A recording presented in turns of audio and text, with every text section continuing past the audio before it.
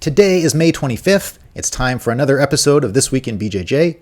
I'm Budo Jake, and on today's episode we have James Baran. James is the 6th non-Brazilian to get a black belt in BJJ. He's one of the Dirty Dozen, as they are called. But before we get to that interview, let's talk about some new products. 7 new products today. The first one you heard me talk about last week. This is Queixinho's Berimbolo Killer. This is the best instructional to watch if you're getting dumped over and your back taken from the Berimbolo. Queixinho is the master at the defense and the counters for it. This is going to be out any day now in 3 formats: DVD, on demand, and in the App Store. So check that out one. That's going to be a great one for sure. Next up, we have Killing the Spider and Lasso Guard by Travis Stevens. Travis is a judo Olympian, and he has studied long and hard on how to defeat the annoying spider and lasso guards that are not really a part of judo so much, but definitely a big part of jiu-jitsu.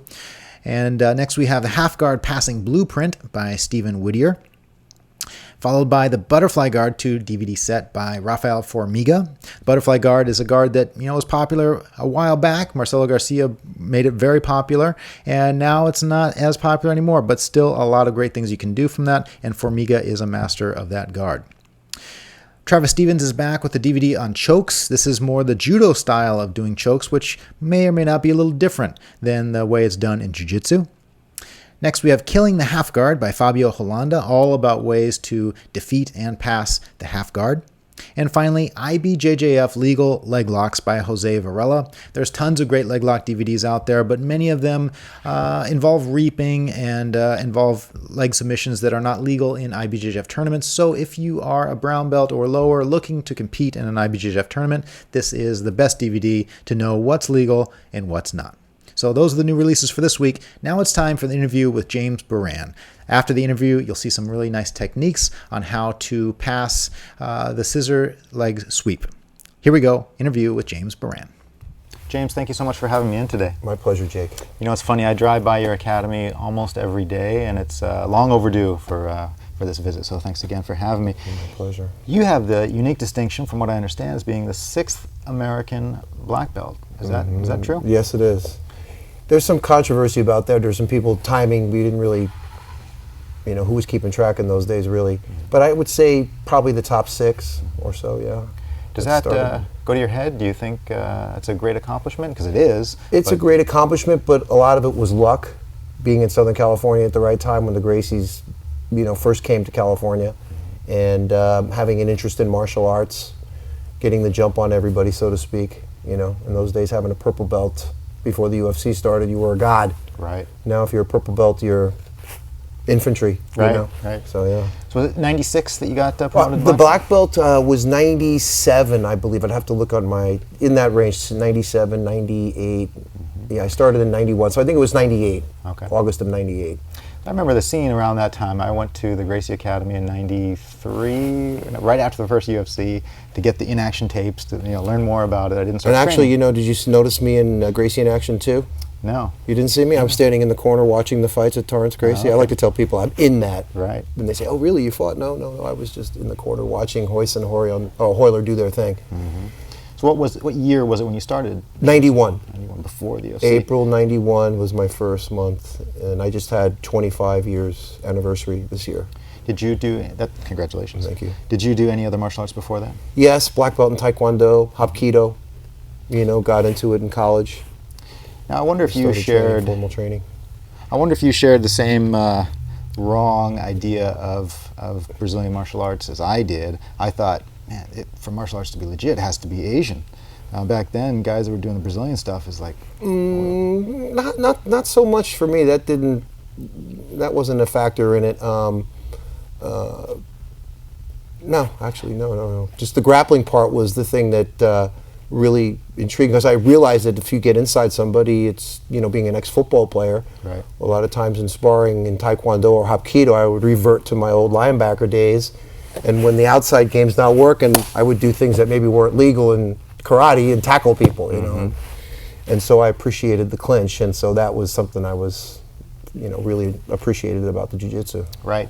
I'm just curious how you knew the efficiency. Of course, you mentioned football, but we didn't have the UFC to prove to the world that it worked. The movies always showed the kicks and punches working. Right. What led you to believe in jiu-jitsu? Well, I had a friend of mine when I was training over here at Kim Jim Pal Hapkido over here in Garden Grove, and there was a student there who had trained with Rickson, and he heard I had interest, and he said, "You need to go back."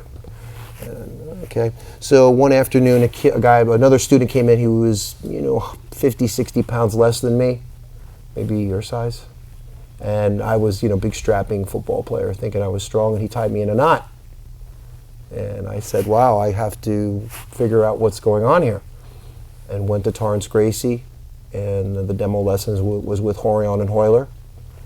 And it just made so much sense to me, and it was so exciting because it was, becoming a white belt again.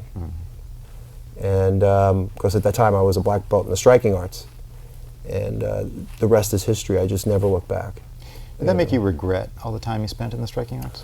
No, no, because as we know from UFC, a strong right hand and a strong jaw comes in handy.